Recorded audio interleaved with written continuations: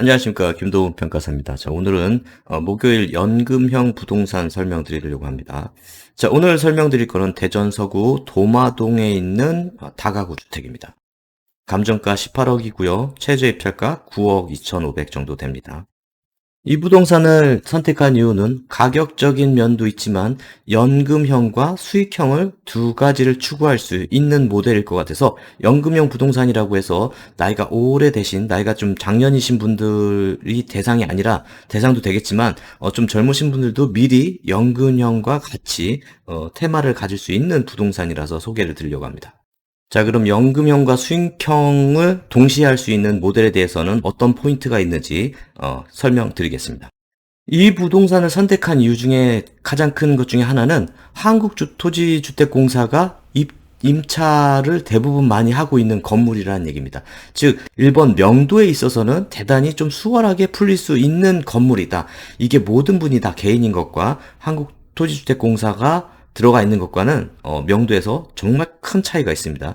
자, 그 다음에 건물 자체로는 지금 딱 12가구 적당한 비율로 운영하기 좀 수월한 건물이 아닐까. 그 다음에 나름 17년도, 좀 10년 가까이 됐지만, 그래도 외곽이나 내부 상태나 최근 건물로서, 임대를 놓는다고 해도, 크게 불편하지 않을 그런 물건이라고 좀 생각이 됩니다.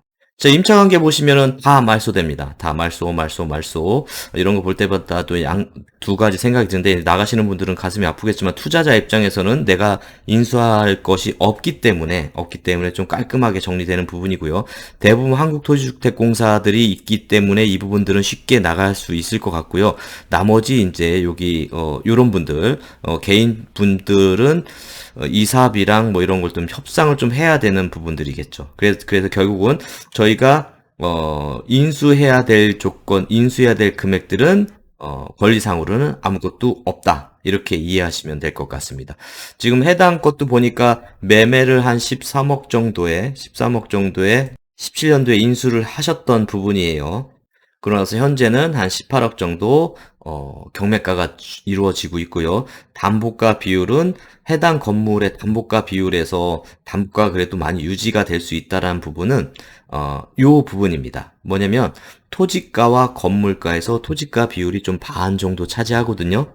그래서 건물 가격은 계속 좀 하락할 부분들이 있겠지만 이 토지의 지가가 어느 정도 유지가 된다고 하면은 담보가도 충분히 좀 나올 수 있는 부분들이 있어서 요 담보가에 대한 우수성도 좀 인정되는 부동산입니다. 자, 이런 부동산에 대한 이제 수익 구조는 이렇게 생각하시면 됩니다. 1차적으로 월세 수입을 기준으로 가정하고요. 2차적으로 주택연금 수입으로 플러스 된다라고 생각하시면 됩니다. 주택연금은 이런 부동산의 경우 담보가 한 15억 정도로 판단하시면 돼요. 담보가 15억 정도면은 300만 원, 월 300만 원의 주택연금이 주어진다. 자, 그러면은 지금 월세가 지금 12개 호실이잖아요. 월세 그냥 간단하게 지방에서는 30만 원 정도 잡으셔도 될 것 같아요. 그거보다는 우수할 것 같은데 어쨌든 보수적으로 잡아서 360만 원 정도 월세와 그 다음에 주택연금으로 했을 때 300만 원, 즉 이 부동산을 내가 낙찰받아서 주택연금까지 이어진다고 하면은 660만 원의 월세 수입을 얻을 수 있다라고 이렇게 생각하시면 됩니다. 자, 그래서 주택연금 대상 부동산은 담보가 15억 정도 나오기 때문에 지금 경매가 한 18억 정도 좀 나왔어요. 그러면은 담보가는 15억 정도 좀 나올 수 있다 예상이 되고, 이건 들어가기 전에 실질적으로 감정평가 컨설팅 같은 걸 좀 받고 뭐 은행 대부기에 좀 요청을 해봐서 담보가가 나오는지를 좀 판단을 해봐야 됩니다. 자, 그래서 가격이 뒷받침되면 주택연금 나오는 거는 문제가 안 될 것 같고, 그 다음에 이 부동산에 월세가 나오려면은 이 부동산 주변에 대한 부분을 좀 인지를 해야 되는데, 주변에 보시면은 이제 약간 이제 그 구획 정리가 된 구도심이다라고 이해하시면 될 것 같아요. 지금 여기서 대전지방조달청이 여기 있고, 위쪽에 뭐 초등학교, 아파트 단지가 이렇게 많이 이루어지진 않고 여기 한 단지가 좀 최근에 들어선 것 같습니다. 아무래도 초등학교가 있다 보니까 대부분 이렇게 초등학교가 있으면은 초등학교를 주변으로 아파트 단지가 성립되는데 요 위쪽에도 이제 쭉 성립되잖아요. 자, 근데 이제 지방시장은 이렇게 이해하시면 돼요. 지방시장은 여기를 다 서울 같은 경우, 야, 이거 재개발합시다 해서 재개발로 진행되는데, 지방은 그거가 되기가 좀 어렵습니다. 차라리 이쪽에 있는 싼 땅들을 더 개발하는 게 더 유리하지, 이쪽에 있는 토지 가격으로 개발을 하기에 좀, 수익률이 좀 안 나오는 부분들이 있습니다. 그래서 이쪽 지역이 나중에 뭐 재개발이 되거나 하는 거를 기대하시면 좀 안 될 것 같고요. 로드뷰 상으로 봤을 때는 건물이 이렇게 코너로 이어진 부분인 거고, 길 폭은 그렇게 넓지는 않습니다. 자, 차가 보면 두 대가 한 대 받치면 간신히 다닐 수 있는 좀 그런 부분이에요. 그 다음에 여기도 보면, 이쪽 건물도 개인주택지를 앞에 이렇게 차 받쳐놓고, 그 다음에 여기도 차단기를 올려놓은 거 보면은 주차에 대해서 조금 예민할 수 있는 동네다라고 이렇게 이해를 하시면 될 것 같아요. 저 건물의 이제 지역적 특성은 그래서 크게 뭔가 더 개발되거나 할 부분들은 아닌데, 이 건물의 장점 중에 하나가 주차장 호수만큼 주차장 대수를 12대를 확보를 하고, 주차 통로 자체도 널찍해서 한 대당 주차를 할 수 있을 정도의 용량일 것 같습니다. 즉, 세입자들이 차를 갖고 오시는 분들이라고 하면은 주차를 편하게 하실 수 있는 부분일 것 같아요. 루트 상으로도 여기 지금 대로 기준으로 하나만 꺾어서 들어오면 될 수 있는 길이기 때문에 주차에 대한 것은 크게 스트레스 안 받고 진행하실 수 있지 않을까. 이제 유사한 건물이 여기에 하나 정도 있는 것 같습니다. 그렇죠? 여기 하나 정도 있고, 그다음에 나머지 이제 단독으로 지어 있는 부분이다.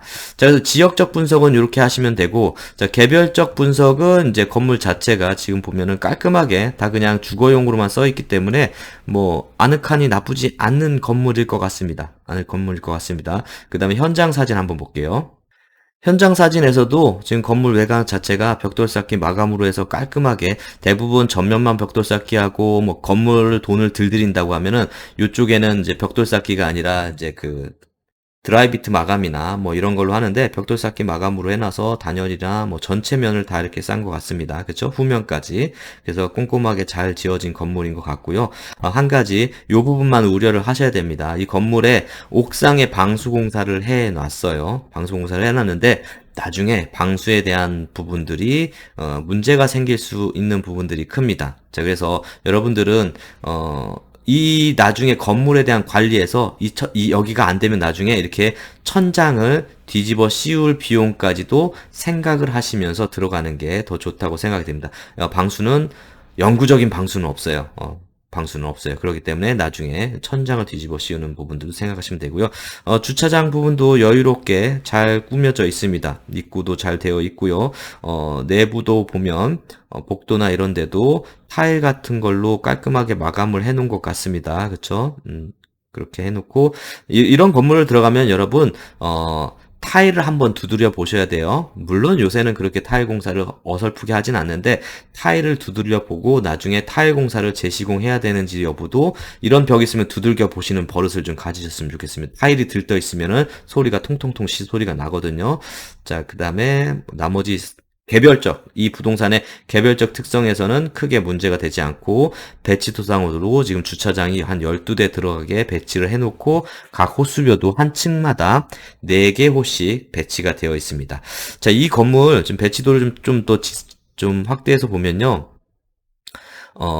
지금 이제 원룸 개념이 아니라 방이 그래도 좀 있어요. 그쵸? 여기는 4층은 이제 주인 세대로 나눈 것 같고요.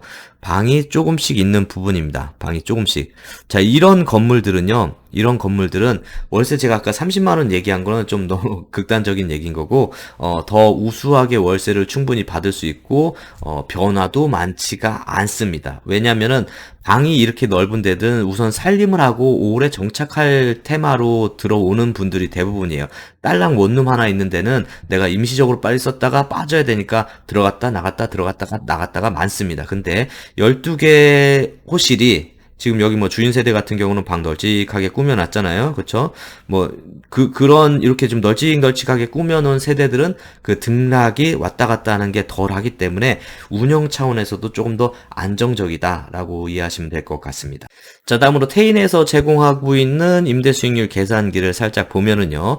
지금 이제 그 9억 2,500만 원에 나왔는데 현금 4억 들고 나머지 50% 경락자금 대출로 진행을 하시고요. 그 다음에 월세는 지금 이제 아마 환산 월세로 이렇게 전환한 것 같습니다. 근데 그래서 여기서 계산하는 건 한 17%라고 하는데 아까 방 2개짜리, 3개짜리니까 월세 한 50만 원 정도로 하고 생각해서 하신다고 하면은 요거랑 조금 유사한 수익률이 나오지 않을까. 그래서 수익률도 유지하고 나중에 주택연금으로 노후가 됐을 때 주택연금으로 바꿀 수 있는 그러한 부동산이 아닐까 이렇게 생각합니다. 자, 그래서 오늘은 명도도 그래도 좀 덜 어렵고 그 다음에 주택연금과 수익률을 두 가지를 잡을 수 있는 부동산에 대해서 설명드렸습니다. 감사합니다.